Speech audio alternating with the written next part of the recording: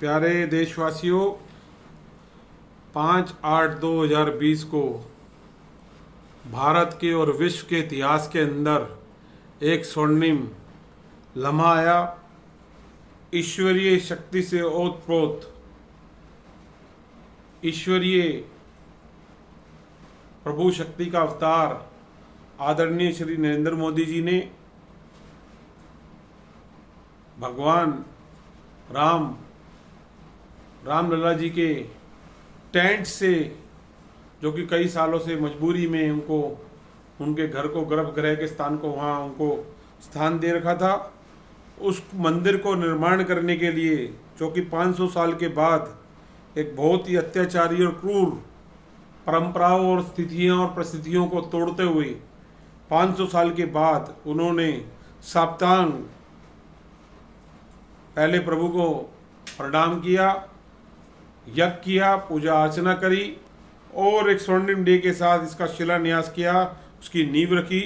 जिसके लिए मेरे पास शब्द नहीं है इस ईश्वरीय शक्ति और ईश्वरीय के प्रभु के अवतार के श्री नरेंद्र दामोदर दास मोदी जी की बारे में, क्योंकि ये सिर्फ एक आम मानव के हाथ में संभव नहीं है और इतिहास गवाह है, सारे धर्म ग्रंथ गवाह हैं कि धरती पे जब तक बहुत ज़्यादा पाप बढ़ा है तो प्रभु ने एक साधारण मानव के रूप के अंदर जन्म लिया है और धर्म की अलग अलग तरीके से व्याख्या लिखी, धर्म के उदाहरण दिए, ताकि मानव जाति के अंदर धर्म के प्रति आस्था कायम रहे और जो धर्म के रास्ते को वो भूल जाते हैं कुछ मानव, वो उसके ऊपर दोबारा अग्रसर हो और उसके रास्ते पे चलने का प्रयास करें। इसी तरीके से मेरे शब्दों में और मेरी अपनी खुद की विचारधारा से और मेरी जो भावना है धर्म के प्रति, हिंदू धर्म के प्रति, प्रभु राम के प्रति, और जो मैंने रामायण के अंदर और महाभारत में और कई और धार्मिक शास्त्र पढ़े हैं, उसके बाद मुझे ऐसा लगता है कि आदरणीय श्री नरेंद्र मोदी जी स्वयं प्रभु का अवतार हैं और प्रभु की ये लीला बिल्कुल अपरंपार है। जैसे आपने रामायण के अंदर देखा, प्रभु राम होते हुए भी उन्होंने एक साधारण मानव के तौर के ऊपर 14 साल तक वनवास काटा, लोगों के सामने एक शासक के रूप में और एक पुत्र के तौर पे उन्होंने एक पूरी एक समाज के सामने एक मैं कहता हूँ संस्कृति और एक उदाहरण रखा। उसी तरह नरेंद्र दास, हमारे देश के प्रधानमंत्री नरेंद्र मोदी जी ने भी आज एक साधारण मानव के रूप के अंदर एक प्रयत्न करते हुए, लोगों के अधिकारों के लिए लड़ते हुए, 135 करोड़ करते हुए प्रधानमंत्री तक का पद स्वीकार किया, उस पद के ऊपर कार्य किया, उस पद के ऊपर रहकर अपने जीवन के सारे सुख को त्याग किया और 135 करोड़ लोगों को अपना परिवार माना और उनके अधिकारों के और उनकी आस्था के लिए और भारत में और विश्व में पूरे फैले हुए भारतीयों की आस्था के लिए इन्होंने 5 अगस्त 2020 का दिन एक स्वर्णिम इतिहास और एक युग बना दिया, जिसके लिए आज देश गौरवान्वित है, विश्व के अंदर हर भारतीय आज गौरवान्वित है। बहुत सारे देशों ने इसका लाइव प्रसारण किया, इसको लाइक किया, करोड़ों लोगों ने पूरे भारत में, विश्व के अंदर लोगों ने दीपों से और अलग अलग तरीके से मिठाइयाँ बांट के, बम पटे चला के अपनी खुशियों को जाहिर किया, प्रभु राम के प्रति और श्री नरेंद्र मोदी जी के प्रति अपनी आस्था व्यक्त की। इसके लिए मैं करोड़ों करोड़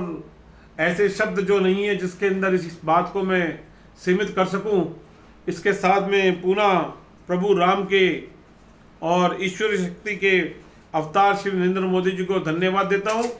इस देश की 135 करोड़ की जनता को धन्यवाद देता हूं,